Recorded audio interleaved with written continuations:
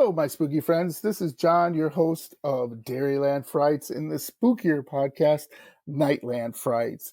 And I wanted to thank all my spooky friends out there for listening. I truly appreciate it. Please like and subscribe and rate us 5 stars. It helps me make this a better podcast. And make sure you comment what guests you would like me to have on, what topics you would like me to talk about. It's only going to make this podcast better. So again, thank you so much for listening. And please go to my Patreon. Check that out. Become a Parascani for only $3, a spooky friend for $1. And remember, stay spooky. Hello, my spooky friends, and welcome to the Paranormal Podcast, Dairyland Frights, that covers everything spooky, creepy, and mysterious in the Midwest and beyond. I'm your host, John, and today I had her on before, but I had to bring her back because she is amazing. She's got some great stories. We had so much fun when we did our Windy City ParaFest episode. And so I'm welcoming back Tammie from the Hollyweird Paranormal Podcast. Hello, Tam. Hello. Hi. Tammie looks relaxed and she looks happy. So I love that. Oh, yeah. I got my dogs here, so we're all good. Enjoying the beautiful 70-degree weather here in Los Angeles. Love it. It's 80 and humid here in Wisconsin, so I'm sorry. Right? My condolences. So I just want to tell you folks, our original idea was Tammie to eat one of her $500 salads or whatever crazy thing in California. It's not $500. And I was going to eat my $7 chef salad. But then we both realized we're just going to be crunching and eating our salad. Yeah. It's going to trigger a lot of people. It might trigger people who listen on their headphones at work or something be like, yeah, man, what the hell? Right. But I can't get over the reason we're joking about that is because I said I was in California on business and I bought a $20 salad and Tammie $20? No, that's cheap. Is it cheap? So like what? A $50 or whatever salad you were saying? You can definitely get a salad at Air One for $50. And I almost bought one. It looked good. It just looked good, but like little too much. Little yikes, yes, I know. Like, what do they do? I know this is a paranormal podcast, but folks, we got to figure this out first. Like, what do they do anything other than? I think Jesus blesses it. I think it was probably comes in? chopped the veggies, blessed it, and served it. There you go. Yeah. Maybe Brad Pitt comes in and kisses it or something. I don't know. Probably. Who knows? He just stands there just to smile in front of it. There you go. You're welcome. And then leaves. $50. Exactly. It's crazy. Yes. So again, if you're in Wisconsin, the most you're going to spend on a salad is probably like $14. Obviously, here it's LA. I get it. Yeah. Welcome to LA. Welcome to LA. Expensive. Yeah.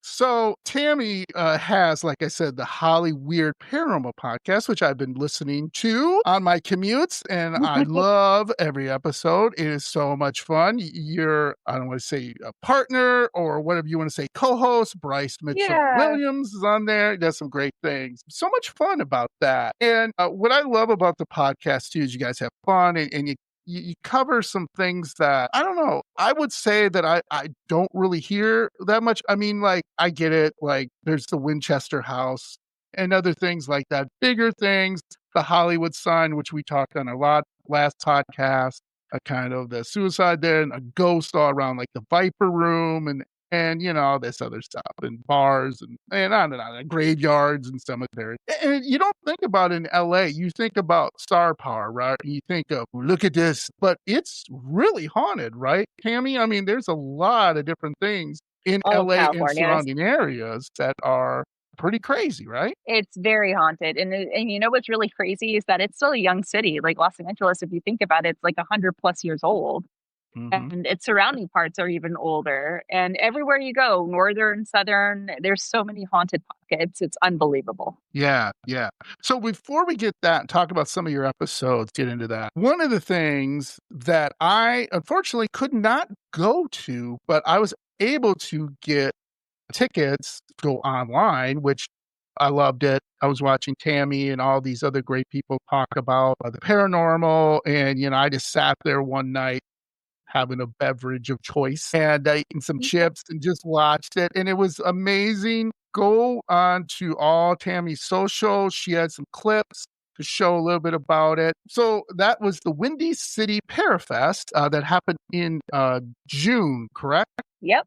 Okay. June the 14th through I think it was the 17th or 15th through the 18th. Yeah, right around there. Yeah. So I'm excited because there's going to be one next year. Is that true? Yeah, it's true. That's what Frankie said. Like, we had such a great turnaround from the first one. This is the first annual, and it was just so great. Like, everybody's energy, the guests, the people participating online through streaming, and just the attendance of those that were invited. Like, so many people, Coffee and Cauldrons, myself, and Adam Berry, Heather Taddy, Jawan from Ghost Brothers. I mean, there's so many people there. Intuitive Tawny. So it was like a wonderful mixture of people and personalities. Absolutely, absolutely. And I loved every minute of it. And one of the things, let me ask you, what was your favorite moment there? What did you say, like, oh, maybe you met somebody, maybe you were listening to a lecture and you went, wow. It was the investigation with Adam Berry and Yeah. Tawny Lewis at the Eris Brewery and Cider House. And that one was really, really fun and funny because Bryce, my co-host, is a scaredy cat. And we're like, you're going to come with us Yeah. to this investigation, right? He's like, fine. Him and Adam and everybody, got on very, very well. And we were all trying to pack into this one vehicle, and there was just no room to put Bryce. And like, it was like it was like the trunk or the storage of this Ford Explorer. And he was like, I could just lay down here. It's fine. We could just commute to the place. So the extremes that my co-host went through just to go to this location to investigate was unbelievable. And he did it for everyone that was going to watch the video, because I recorded it and posted it on our Instagram. And to see his banter between him and Adam, even more funny. But it was really interesting when we went to this brewery, because right when we got in there, we were like, wow, this is very historical. It was owned by the Masons. And instantly we talked to one of the cooks who showed us a picture of what he caught a couple of days ago. Before we approached the brewery, he was like, oh, I have this picture, and you want to see this picture? Like, look at this one decoration. It's a picture of a man's face, and they believe it's like an entity around that haunts the Eris Brewery. Yeah, and that's strange because breweries, you don't think of that they're haunted, but why wouldn't they be haunted, right? Because breweries weren't as safe back in the day as they are now. And yeah, people lost their lives. People would drown in vats. People would be crushed by something. Who knows? Myriad of things that could happen. So yeah, that was amazing. I did watch that. I thought that was great. Was there anything that surprised you that you went, what? I never knew that, kind of, just from the lectures or just meeting people. Yes. For meeting people, there was this one girl who was doing the witchy cocktails, and we were just so like in awe of her, because she was talking about moon water and how we can take moon water and turn it into ice cubes and make a cocktail out of it. And we were like, me and guys were like mind blown. I love that. Because one of the biggest things with the paranormal community is, like, there are so many great people that you meet, but also things that you learn that you're just like, wow, I didn't know that. Maybe the way people investigate, maybe the way people do their podcasts, maybe the way people make drinks, just a lot of different things. So that was awesome. And again, I enjoyed it. Yeah, that was the whole purpose of that festival, was just to see different takes and different. So it was really cool. Yeah, and what I loved about it too was that you gave people the opportunity who maybe are not, I don't want to say names, because that's kind of, I don't want to pretend like I'm making fun of anybody or demeaning anybody, but you know what I mean? You bring in people to forward like that. Maybe you don't know, or maybe you do know, and they just need a little bit of never seen this guy or never met this guy, or maybe I should now. So I thought that was great too, bringing people to look at, different views and different people who maybe, you're like, I didn't know anything about him, but now, wow, that's a really cool person. I got to listen to him or watch their videos or whatever. Oh yeah, there are so many people talking. Cauldron's one of the podcasts. Of course, What's Up Weirdo with Jessica Knappick and Johnny L. Tenney. Funny, funny, funny. And also a big shout out to This Strange Reality. They weren't participating within the festival, but they were strong attendance and really big fans of everyone. And it's a really good podcast. It's called This Strange Reality. And they're wonderful, wonderful people that share pretty scary stories and other scary stories as well with the paranormal and the unexplained. So you got to meet people who were on the stage and behind the scenes that were involved in some way, somehow. Yeah. And that's awesome because we're such a great community, and everyone I've ever had on the podcast has been so sweet, so nice. And I've had witches on the podcast. I've had mediums, psychics, just a myriad of people. And unfortunately, not to pick on Hollywood, but I get it. What sells tickets is some woman covered in blood chanting and being like, oh, yeah, blah, blah, and then like a demon coming out and ripping people's faces off or whatever. You know what I'm saying? Nobody wants to see this really nice woman going, No. hey, let's talk about, I felt your energy or whatever. I can help you be positive, and I can help you think about your life and how to make yourself better. Like, that doesn't work. Yeah. It's like, I understand. everybody's super nice and really helpful. Yep, that's how it was over there. Yeah. Yeah. I have to ask you, was this your first time to Chicago? No, it was not. It was actually like, I want to say it's probably like my third or fourth time because I have family that are from the south side of Chicago. I think when I went to Windy City, I haven't returned to Chicago in almost 15 years. So it was really nice to see it from an adult perspective and from a paranormal perspective too. Yeah. The reason I was asking, because the food's a little different there from LA, right? It's a lot of cheese and a lot of potatoes and a lot of, you're like, Very great. fried. Everything Yeah, is fried. I'm gonna have to get on the treadmill when I get back. Great, Oh thanks a yeah. lot, Chicago. But that's what people say felt over there because I was walking so much around there, especially in the city. And you just have to walk everywhere. You take the train and then you walk another couple of blocks. So you kind of balance everything out there. Okay, there you go. It's Have pretty a big decent. meal, then take a nice walk around the city. Did Yeah. you happen to have a chance to learn a little bit about Chicago and its paranormal background, or were you just too busy? I'm guessing not to. No. Oh, no. I mean, I got to learn so much about its like haunted history, why, what makes Chicago pretty haunted. And just like every other city, it's just its early settlements and pioneers. And of course, you have a very strong gangster background. Yeah. It was gangland, like LA. Right. It is gangland there. There are tunnels, there are massacres.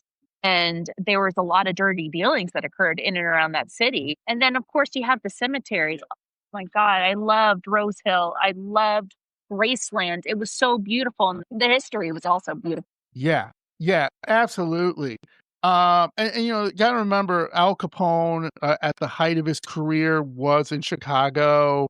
I mean, the movie The Untouchables, Kevin Costner, Elliot Ness, and all that stuff. Prohibition was in Chicago. It was people dying, being killed every day. If you think about all that, as we talk about with energy, it just doesn't go away, like stone tape theory and everything, where things are soaked into that area. It's crazy. And not to mention, well, this isn't really in Chicago, but things like serial killers in Chicago, and just there's just a lot. There's just a lot in Oh, yeah. Chicago, like ganglands, the cemeteries, the H.H. hotel. Holmes. Yeah. H.H. Holmes, yes, H.H. Holmes, which is funny. It's not really in Chicago, but if I remember correctly, because I did a little piece on it, the murder castle obviously is not there anymore. It burned down, and they made it into a post office. If I remember correctly. It is a They did. post office where people have claimed things have happened.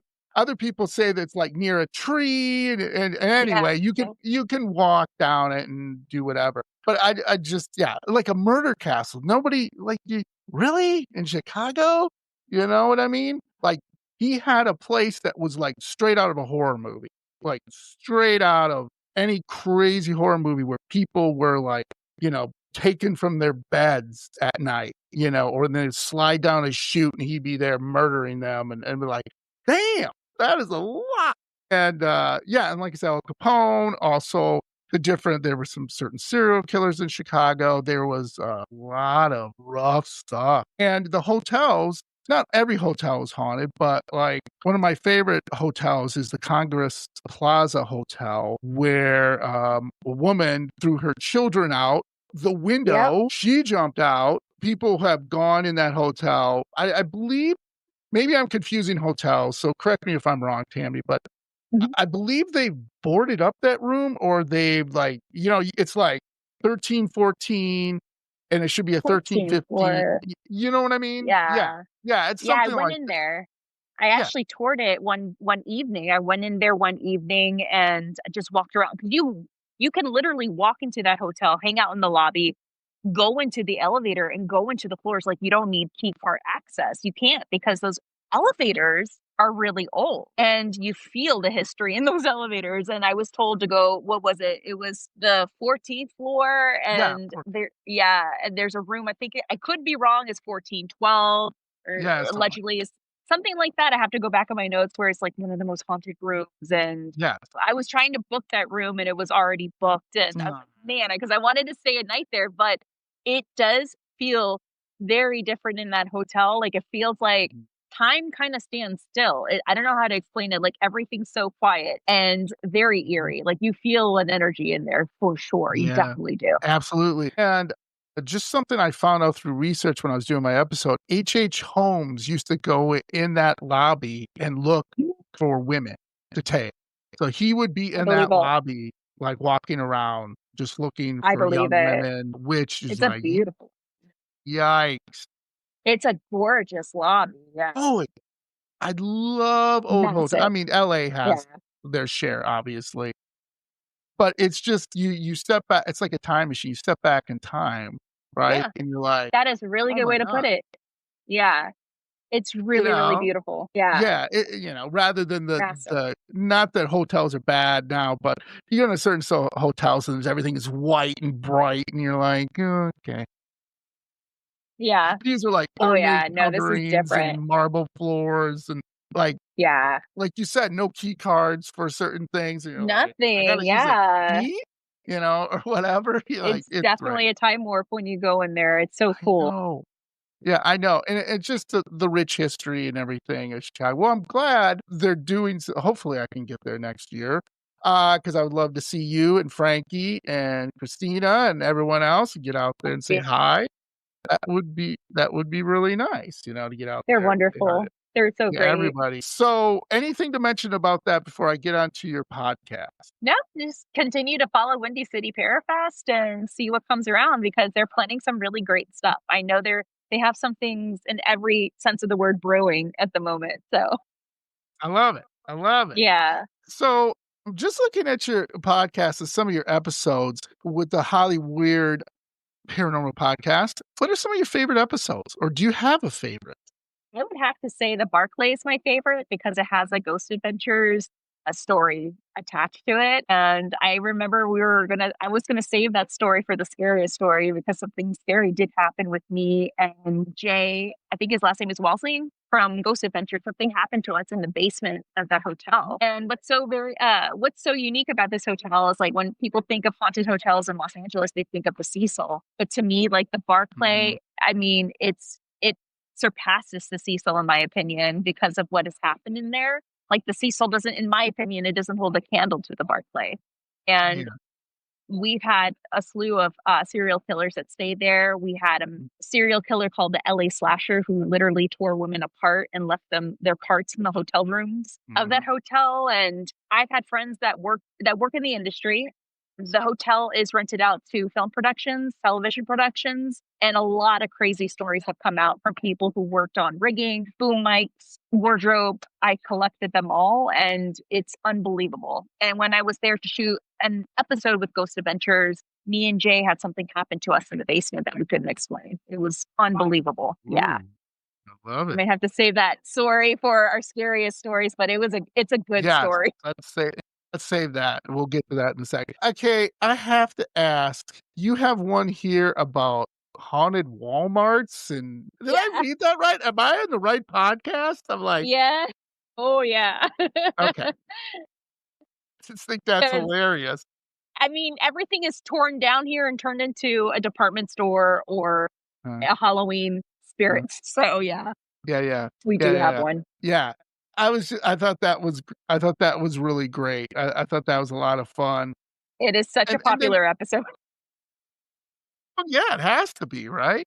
Yes, it is. And, obviously, you, talk about here this is a little bit of an older episode, but, like, Marilyn Monroe's Brentwood home and everything like that, and things like that, where history is unfortunately being destroyed because Yeah, condos, apartment building, whatever. rich Like, people. yeah, yeah, yeah. So, I mean, how do we get past that? How do we share to people like, "Hey, this is rich history, Hollywood tradition. Maybe you guys leave that alone. Can we build around it? Can we what you know what I'm saying? Well, how do we get past that?" Well, it's definitely something to get past, especially when money talks and real estate Yeah. overpowers the city. And then with the Marilyn Monroe home, that was something that, Marilyn Monroe is our our mother of LA. She's our, holy mother of the city and more than just a mascot. And Yeah. when we heard that, the owner of this home and her husband wanted to tear it down to build a pool, a parking lot, and a tennis expand the property next door because she owns a house next door and that home. The historical societies here of Los Angeles banded together. We unified. We contacted Tracy Parks, our councilwoman.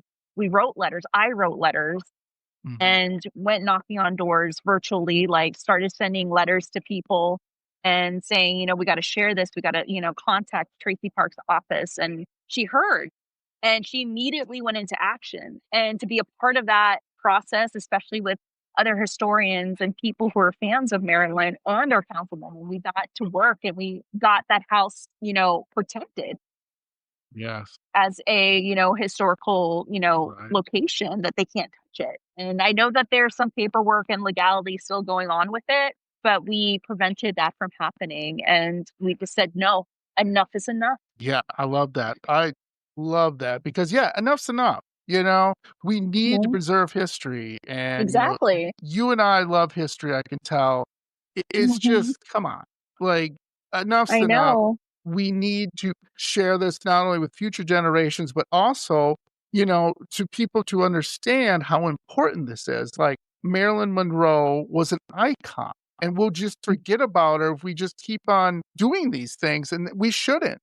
This should be a, No, a yeah. lesson, not only a lesson for people who want to learn about her, but also a lesson for just knowing what she went through and everything like that, and her Yeah. trials and tribulations and how she overcame them, and how she became a Mhm. part of the city. And that's important, right? It's hugely important. So I love that. Has there been an episode where you went, wow, okay, that's really interesting? Like, again, something that you didn't know that kind of struck you in a certain way. Well, definitely, I would have to say it's the Rainbow Bar and Grill and, the Whiskey A Go-Go episode. So I have a friend, her name is Spooky Foodie, and another friend, Zachariah the Witch, and they were the first ones to investigate the Rainbow Bar and Grill. And I also joined them to investigate the Whiskey A Go-Go, and then later, investigate the Rainbow Bar and Grill the second time. Yeah. The Rainbow Bar and Grill, what a lot of people don't know is that oh my God, I can't remember the name. It was an Italian restaurant in the 30s and 40s, but before then it was a little fish market. But it was also the location of where Marilyn Monroe and Joe DiMaggio had their first date. And the booth where they sat is still there, where Marilyn made Joe DiMaggio wait 3 hours for her, and he still waited. he still waited for her. And to speak with the owner, who this restaurant has been in his family for so long. And when it comes to the Rainbow Bar and Grill, it really is a family, and they really protect their patrons, especially Lemmy, who passed away. They honor him. And now Ozzy, they honor Ozzy there too. And what a lot of people don't know is that it is haunted, and it's haunted from the past too. It was a place where, like we've talked about, gangs used to come in there and do their bidding. A little story is that the owner showed me, Spooky Foodie and Zachariah, in a cleaning closet. He pointed to the ceiling and it looked like a little trap door. And we're like, what is that? He's like, oh, these are little secret rooms and tunnels that the gangsters used to use to do their meetings and to look into.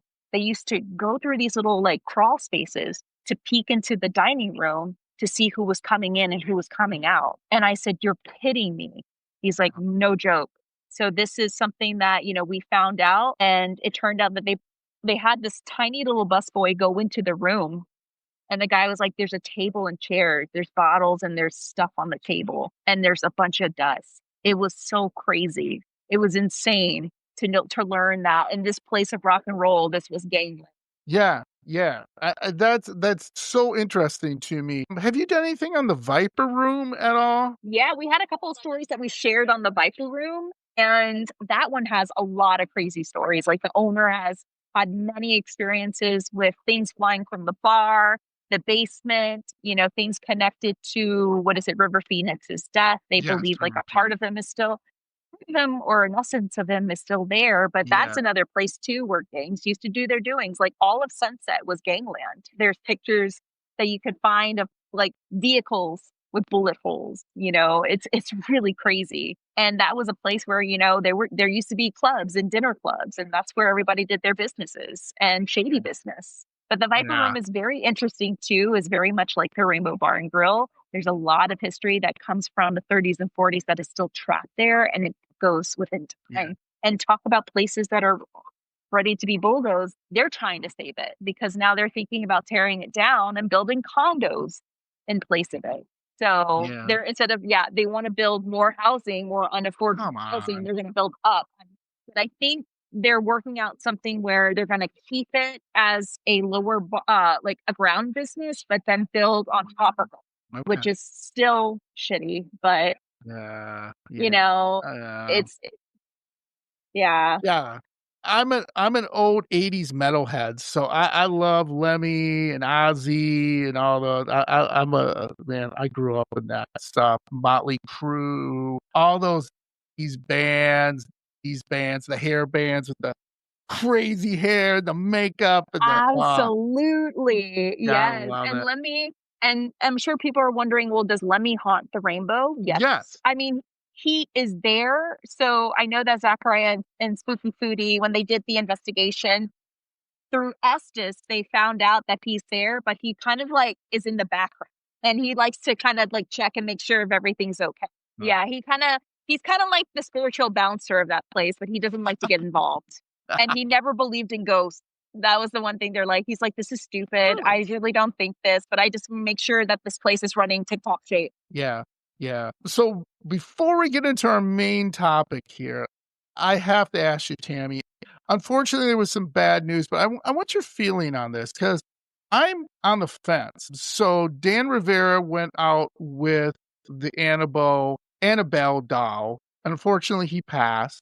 I know you did a little piece on it and everything like that. What is your feeling about Annabelle? Do you really believe it's cursed, or do you think it was just unfortunate, or a kind of a combination of both? I mean, I'm curious. Well, I feel like Annabelle represents the 7 deadly sins: lust, gluttony, envy, and all of the above. And I think that people who handled her also were engulfed by those sins, in my opinion. Because if you think about it, Dan Rivera has been a part of NESPR for over 10 years. He's one of their longest running investigators, and he's handled the doll just as long. And why now? And people say, well, he shouldn't have touched it. That's the price you pay, which I think is a lot of BS, because the doll has been touched, has been taken out of the case. Correct. And It has. In 2016, I do remember Tony Spura taking the doll out when Lorraine was alive. Lorraine was suffering from dementia. They needed money for her care, so they took her on tour in Connecticut for $150.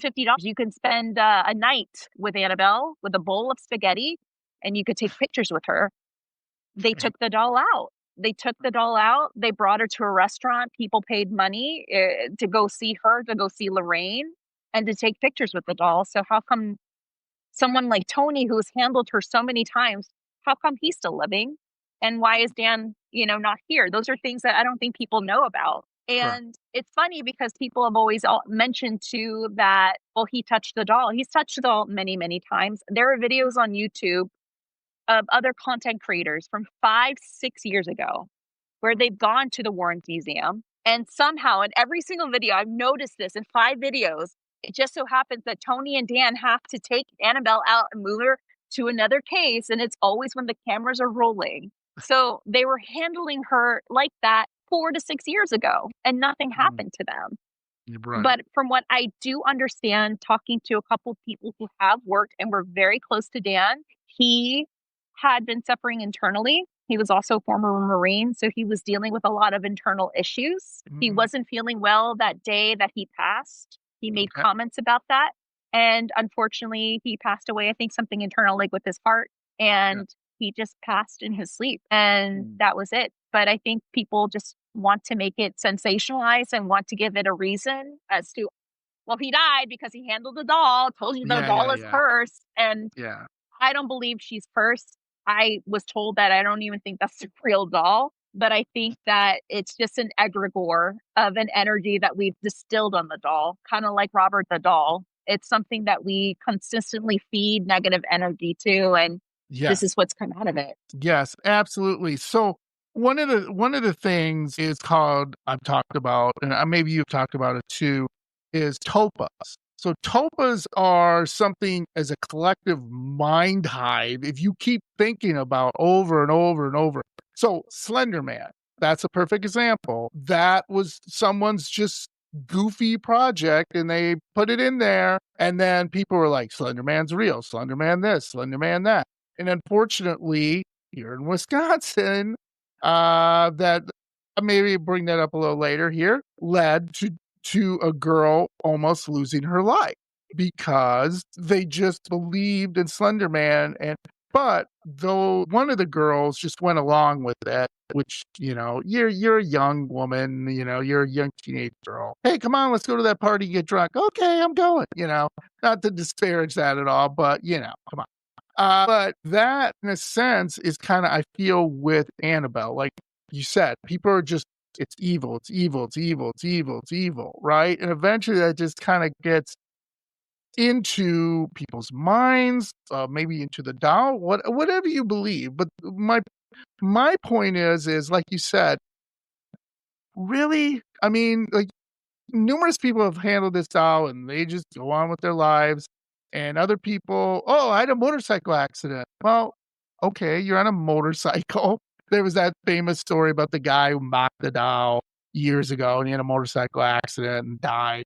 And I'm like, well, okay, I see where there's combinations of, or correlations, I should say, between that. But again, it's a motorcycle. It's dangerous. As soon as you get on that thing, you could literally, something could happen to you the next day and then you're going to blame it on this. So again, and you can't find the story. You can't find the name of the man. So we don't know where the story came from. Yeah. It's a lot of that, which I don't know. I mean, and then not to get onto with the Warrens, but there has been recent things that have come up about the Warrens that, well, not put them in a good light. Let's just say that. And that's anyone's opinion. I personally think they were trying to do some good and then money took over, right? Wait a minute. I mean, like that kid who claims, it was on Netflix, like the devil made me do it, that famous true crime case, paranormal case, where the kid was supposedly possessed by the devil, and the Warrens, yep, you're possessed, and the father's like, bullshit. He just comes in and is like, no, he's just settle down. You have maybe some mental issues or some therapy that maybe could have helped him, but they just kept pushing and pushing and pushing to a certain point where in that story, the gentleman who went to jail, who wound up murdering this other innocent person, claims that it possessed him, that killed him. I don't know.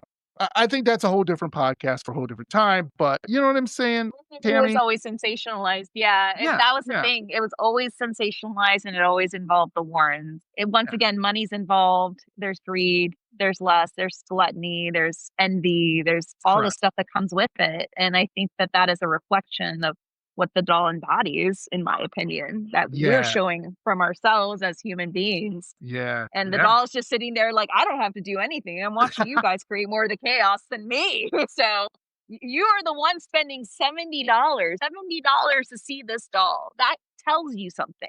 That should tell you something. How much Yeah. this doll has generated. I think she's generated close to $80,000 by going to Gettysburg. That should tell you something. Yeah, right? And that's Mhm. I don't know. Again, That that's alone, yeah. yeah, and that's something that I always say when I talk to my paranormal investigators or people on the podcast is, unfortunately, on YouTube, there's a ton of stuff that makes legitimate people like us who really wanna know, who have the wanna understand beyond the veil and wanna do the research and dig in and help people or whatever, a bad name. Because somebody's like, "Oh, there's a ghost," and they Photoshop stuff in, and then other people, "Yeah, it's fake." And then you're like, "You just ruined it." I get it, you want clicks, I get it, but then Yes. just put something. I always said, "Put something before the video. This is not real. This This is not real. is This is blah, AI blah, blah, generated. blah." Yeah, Yeah. yeah, yeah. That's okay, people are still gonna watch it, right? People are gonna be like, "Oh, Yeah.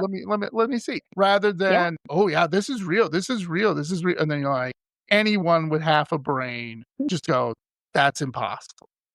Yeah. Like that I can see the wires or the CGI, or I have a friend who looked at it for 5 minutes who knows how to manipulate video and said, "No, it's not Right. true."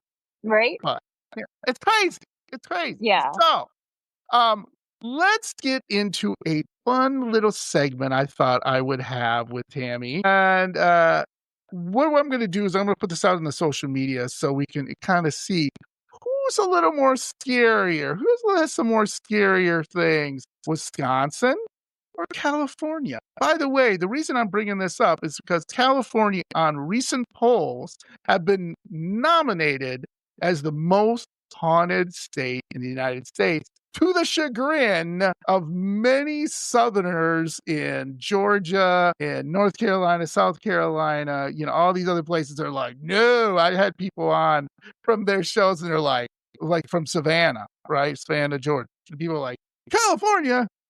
They're like losing their mind. And I'm like, "Whoa, whoa, whoa, let's stop it. Like, calm down."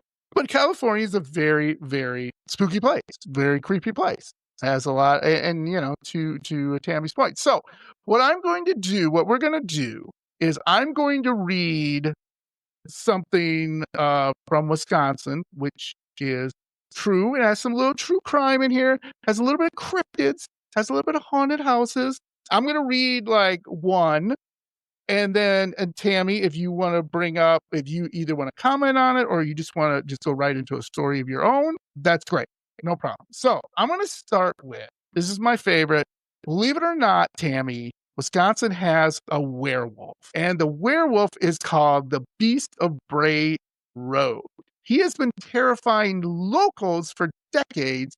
He's described as a hulking, wolf-like creature walking on two legs. This cryptid has earned comparisons to a werewolf. Sightings, get this, Tammie, sightings of the beast date back to but the creature became infamous in the late 80s and early 90s when multiple witnesses reported its eerie presence.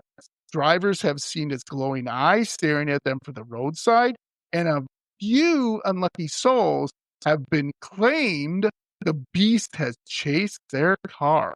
Whether it's a werewolf, a Bigfoot relative, or something else entirely, one thing's for sure, this is Wisconsin's most infamous monster. So there you go, Tammie. I didn't know we had a werewolf. No, I feel like every state has a werewolf. I mean, even even Louisiana, where I'm from, you know, we have the Rougarou, which is the swamp werewolf as well. Yeah. So yeah. And I think where was it in Michigan? They have the Dog Man, They have the which is dog. kind of like a werewolf. Yeah, so it's like a werewolf hybrid, which is really really interesting. But I had no idea. That's so crazy.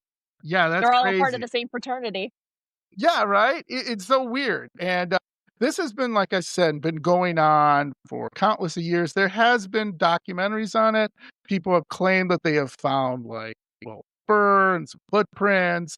People have heard howls in the middle of the night. People have, seen this creature coming towards them. Little or no evidence, unfortunately, kinda like a Bigfoot in a sense, but people still, you go up there, it's near Elkhorn, Wisconsin, you go up there, people will be like, "Stay out of the woods." That it's in there. Now, again, it's kinda like Bigfoot. Do you wanna catch this creature or have evidence? Sure, we do. But, who knows? So, yeah, so there you go. So I don't know, like I said, if you wanna bring up a story now or any other comments on it. Oh my goodness. Has there been any victims of this werewolf? No, there hasn't. Well, none that we don't Really? know. It is a full We don't moon know. tonight, Tammie. We're gonna have to find out. I mentioned the Barclay Hotel that not a lot of people know about. It's in downtown Los Angeles. It was open in the late 1800s. And ever since its opening, there's been tragedy from people who have been ran over and trampled by horses in front of the hotel to pretty violent fights that happen in the lobby to people dying in a horrible death in the elevators. The elevators either like clamped down and they were crushed to death. And we've had a couple of serial killers, like I mentioned, the LA slasher. He killed, I think, a total of 2 to 3 women, tore them apart. Don't Google those photos online if you ever do Yikes. research the LA slasher. And then we even had the Grim Sleeper in the 80s who stayed the night, and he claimed the lives of several homeless people in that hotel as well. And up until like I want to say the early 2000s, it was still taking victims. And as I mentioned before, people claim that the basement of this hotel is really, really active. As I was in that basement with Jay from Ghost Adventures, we were setting up for an interview. I was going to talk about the LA slasher. We were set up in this room where they have all of the dressers from that hotel stored in that storage. And this is, you could tell, like, they're from the 1900s. They're from the opening of this hotel. They looked really old. And we were thinking, man, what if one of these dressers were in the rooms where the LA slasher or the Grim Sleeper were in? Like, what did they witness? Yeah. And so we were talking about the LA slasher. We're just rehearsing. And out of nowhere, we hear one of the dressers, like something or someone slammed into the dresser and it moved and it was still shaking. The mirror was shaking. And Jay and I looked at each other and we looked at the dressers and we looked at each other and he was wide eyed. And I asked him, is anybody else down here? Is anybody else here? Is there someone setting up a mic or a lighting back there? He's like, it's just us two. Wow. And he's like, we have this whole entire area marked to investigate tonight.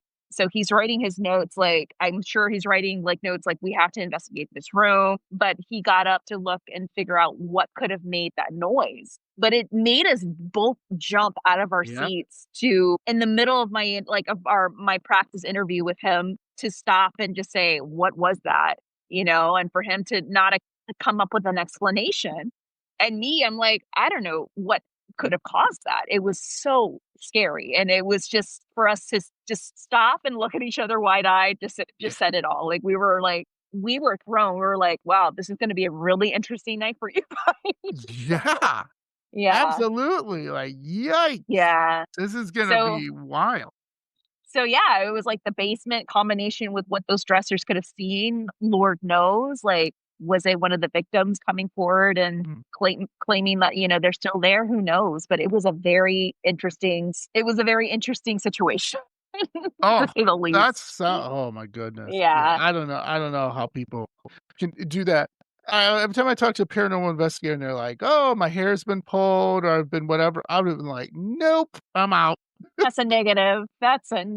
Yes, it's crazy. Yeah, it is crazy. That is awesome. I love that story. So let's move on to another one. This one's really good one. This is one of my favorite ones, and I would love to be on this bridge and find this out. You probably have a lot of haunted bridges in LA, I'm guessing, right? Do you? have haunted bridges? Oh yeah, we have the Colorado State Passing Bridge. The Colorado Street Bridge in Pasadena. It's a suicide bridge. Oh, Yeah, okay. that's a famous one. That's the famous one in Pasadena. All right. So, well, not Mhm. all right, but You're like, like, of hey, course, hey. and of course, we have the San Francisco. We have the Golden Gate Bridge in San Francisco. So we have quite a few in Yeah, California. yeah, yeah. Well, let's see if this one is a little different. So, the legend goes this is called Bloody Bride Bridge, okay?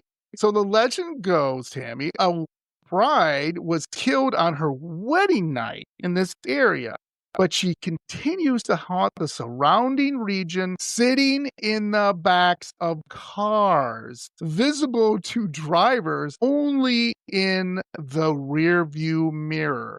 So think about it. When you go over this bridge and you're like, da da da da da, just driving, listen to some tunes, whatever, and this bride appears in your back seat and she's bloody, like car accident, right? Totally she hit by a car. So here's the thing that I thought was really interesting that there have been many, many, many stories about this, but this one was really interesting. A police officer one day was driving over the bridge and everything. And this is what he always thought is really weird. So sometimes she'll sit in your back seat, but other times she'll sit in your front seat. Like you'll look over and there it is. Well, this police officer, though, he was driving on the bridge and he saw this woman in a wedding dress, like right out in front of his car. He hit the brakes, but it felt like he hit her. So he, obviously stopped. He went back to help her. And when he ran back, nobody was there. Nothing was there. But when he got in the car, Tammie, there was the bride, bloody, just staring at him. And, he just freaked out, obviously. To this day, this police officer says that actually happened.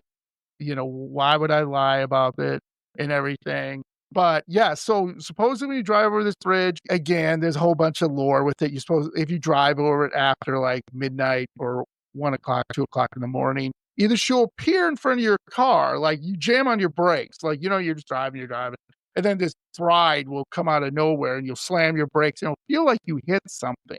You actually hit a person, and then you're like, oh my God. You get out of your car, she's not there. Or you get back into your car and she's sitting in the passenger seat or in your rear seat. So She can take the many car. She can take the car. Here's the keys. Go. Bye. Goodbye. Like if you need to drive to the other side, if you need my vehicle to get to the afterlife, do it. Just don't take me with you. At that point. so it's interesting. This is a legend, it's a good scary legend to tell people. There's no real evidence that this has happened. Now, why would a bride run in front of your car?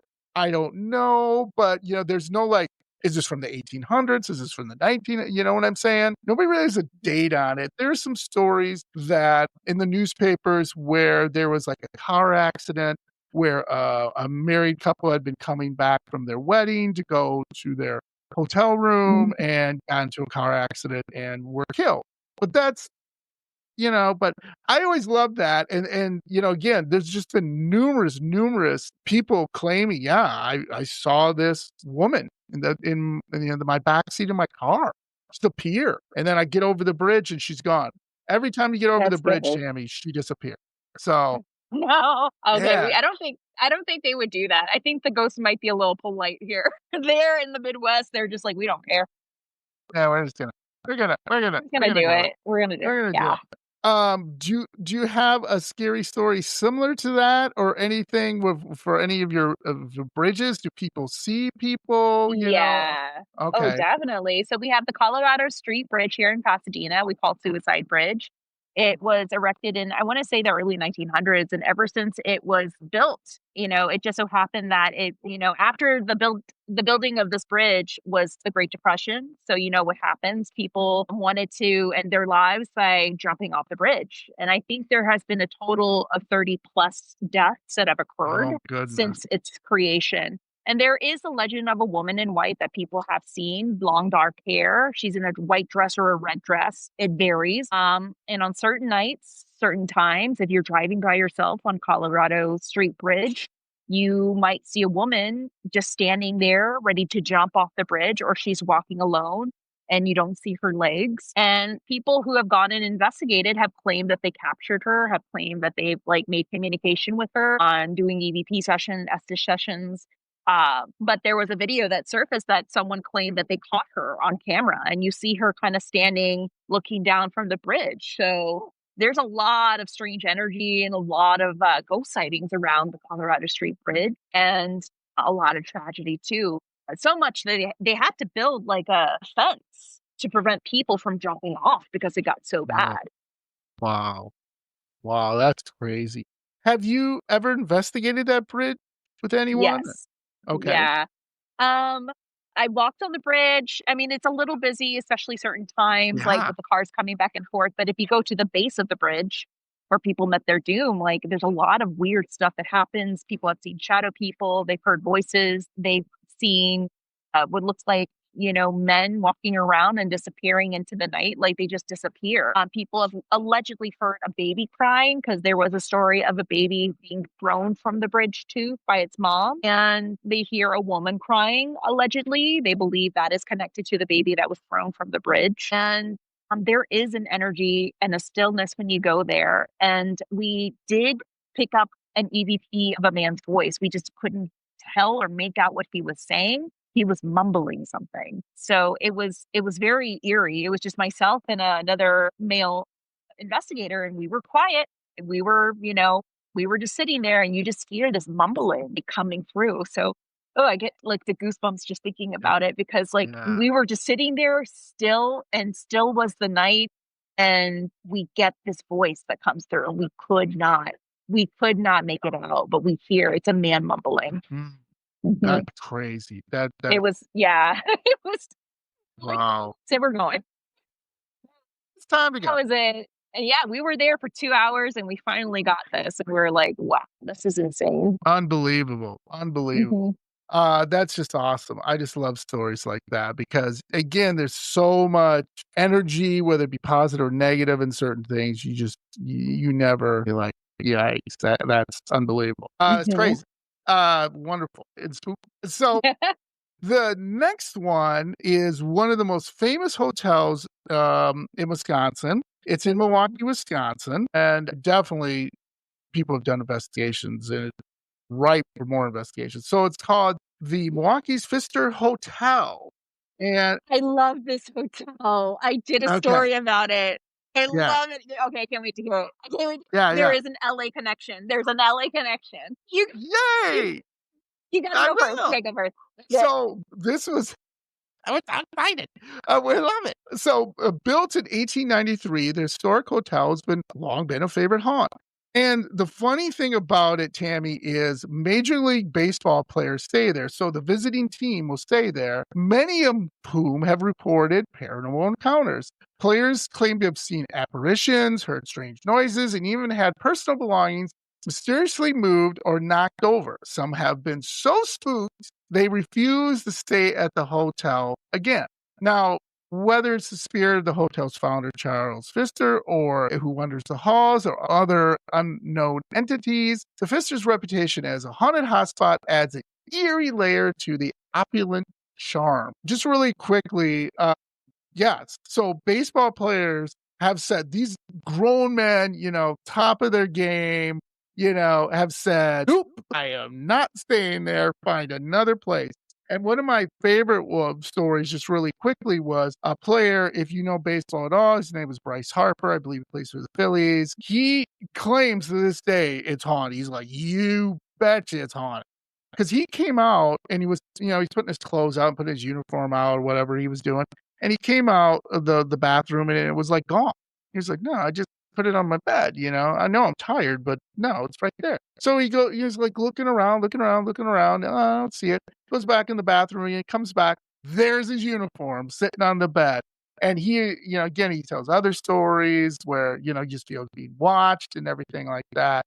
And, he had no problem telling people. He's like, "Yeah, this is haunted, totally haunted." So, it's a really I've been in the hotel. I have not stayed over. I just have visited it. It's like, again, that what we were talking about, the Congress Plaza Hotel, very, very freaky, very stepping back in time, and it's a really interesting hotel. So, let's hear your connection. Oh my God, yeah. Well, we had one of our favorite Dodger players, Mookie Betts, stay in this hotel, and can't stop, won't stop Mookie.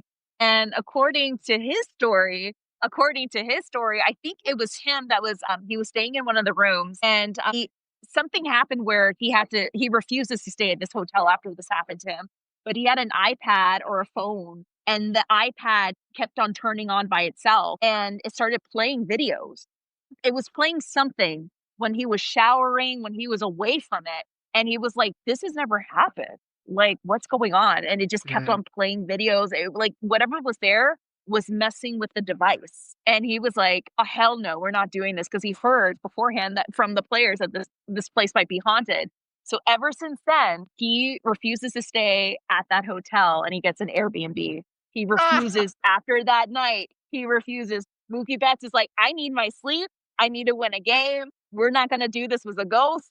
I'm not going to have my devices turned on. We're not doing this, Padre de Dios, all that other stuff." He's like, "No, no, no, no, we're not doing that." And we also had, I can't remember his name. We had another LA Dodger player stay there in the 90s, and he said that the television kept on turning on in his room. And the headboard started shaking uncontrollably out of nowhere. And he said that he was dead asleep. The TV turned on, woke him up, and then he turned it off, and then the headboard started shaking. Oof. And it got to the point where he got up and he told whatever was there, like, "I need my sleep. I know you're here. I have a game," and then it stopped. Yeah. So maybe the ghosts have a different attitude to like the opposition team. Yes.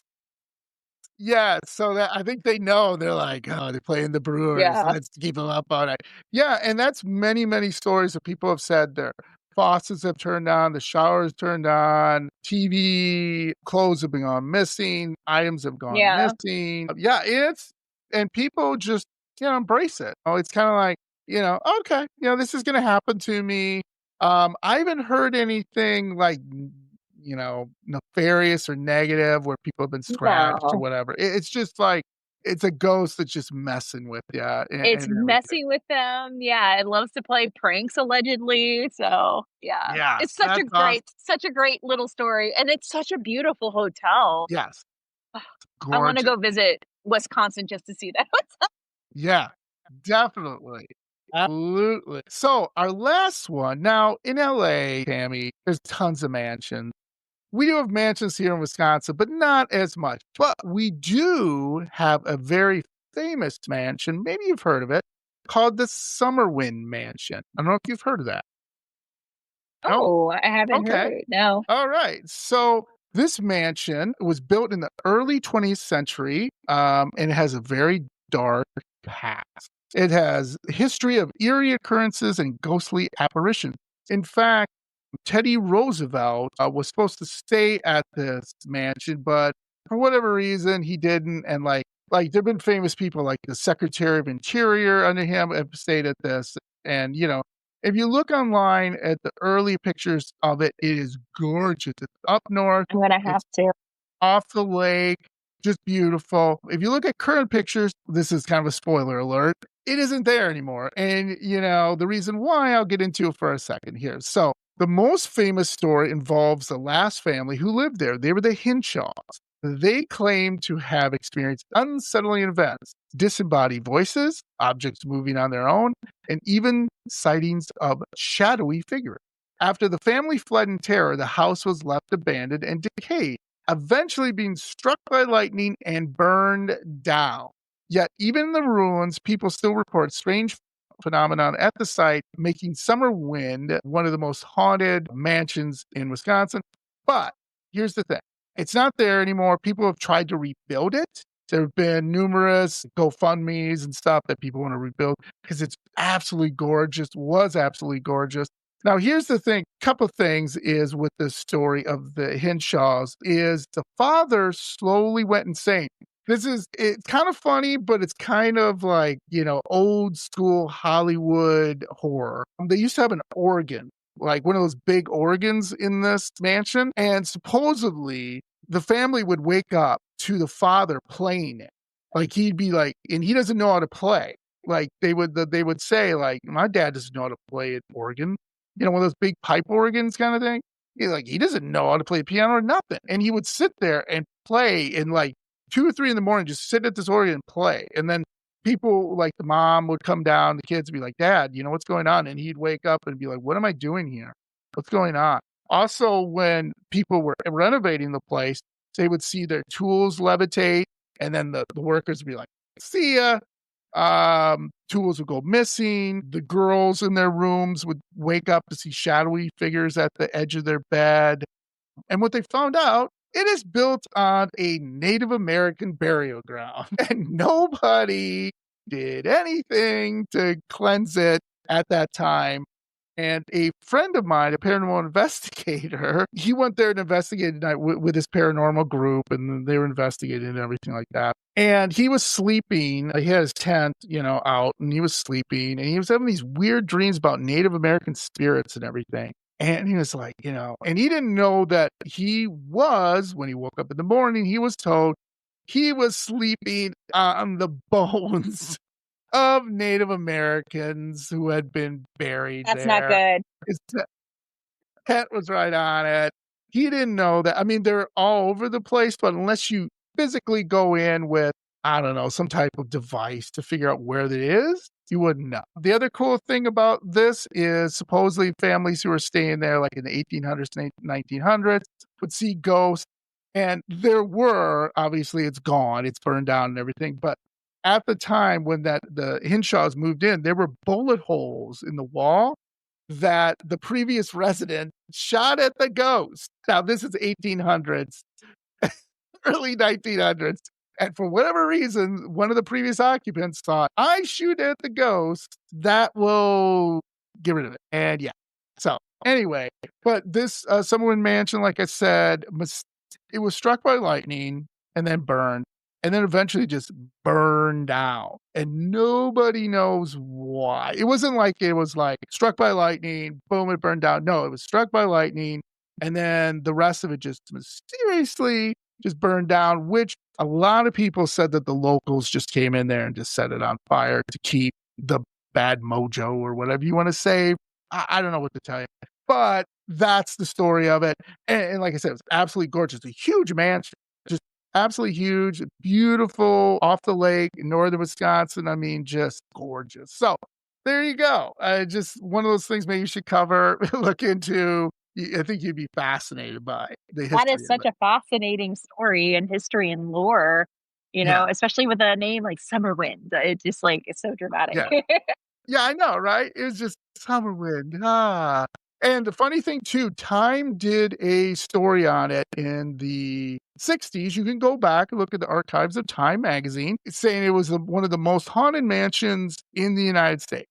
And they did a piece on it. So you can go back and look at that too if you would like. Do a little research on it.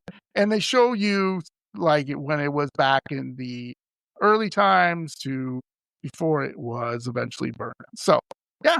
So there's a lot of stuff out there and everything like that. It's very interesting. Definitely have to look into it because it sounds like a really interesting, chain of stories and tales. Yeah. Yeah. And like I said, my favorite thing is a portal, supposedly. Didn't say portal to hell or anything, just appeared one day when somebody opened up their pantry. It's like, I mean, I'm just going to get something to eat. Mm-hmm. There's a portal in there. Like, okay. Why? I don't know, but there you go. Me yelling into like the portal, like, can you just throw a box of Cheez-Its at least? Yeah.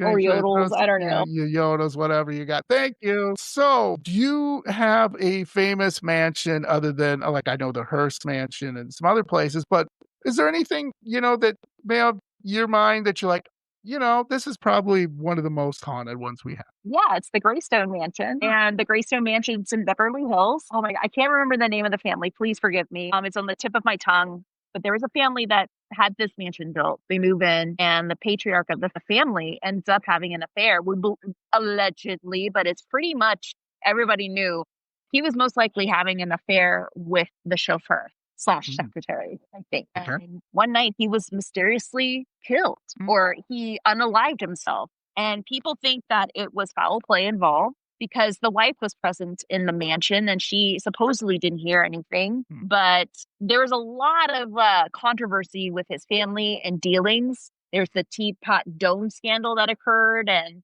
it was a lot of, dark underbelly dealings that came along with the family that owned this mansion. Yeah. So after this tragedy happened, the mansion was closed down. They opened it as a museum / venue for weddings. And when I was living in West Hollywood, I lived below the gentleman that used to be the head groundskeeper. And he took me and my sister on a tour of like a private tour. This was before they were open for tours. We got the VIP tour with them. We had to wake up in the butt fucking morning. Like, I'm talking like we had to be there at 8 a.m. just to do this tour with them. And it was worth it.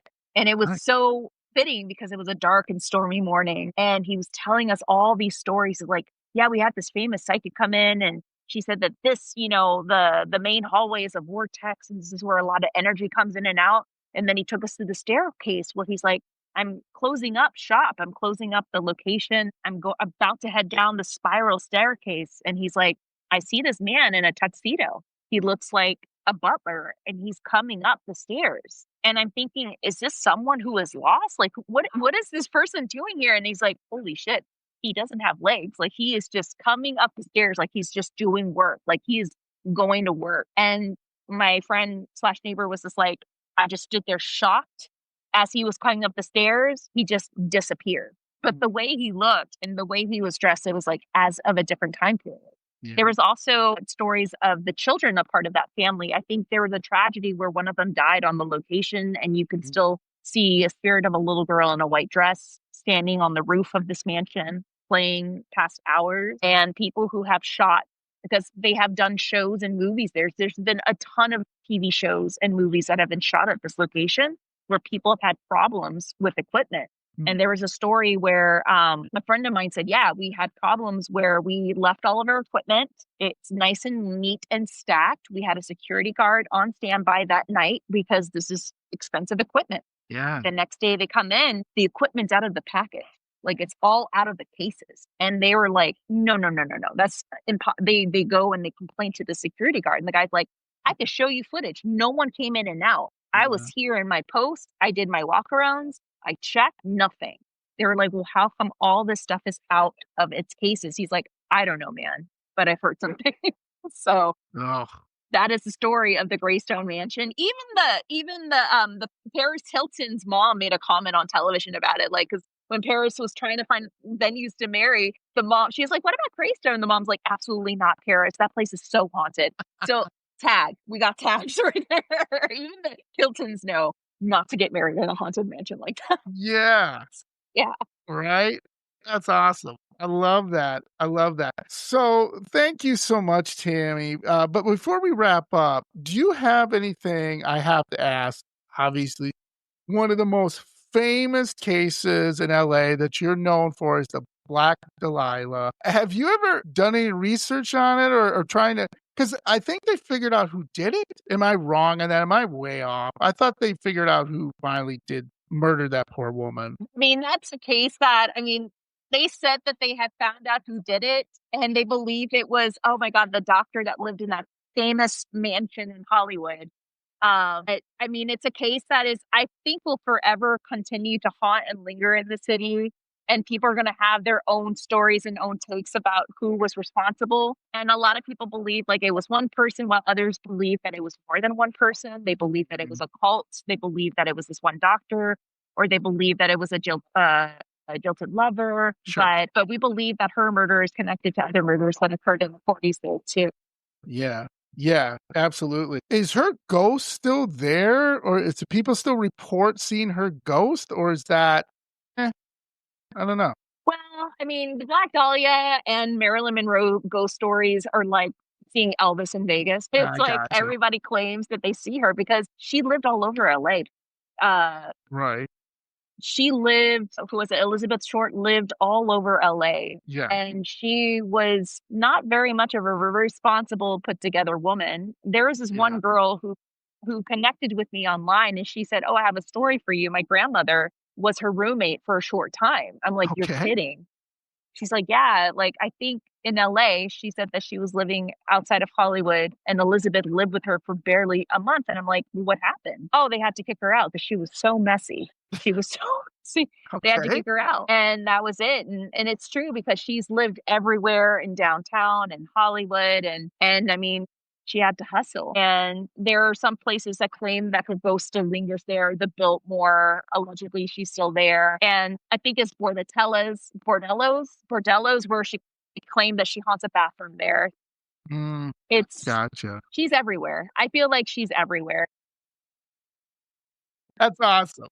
That's awesome.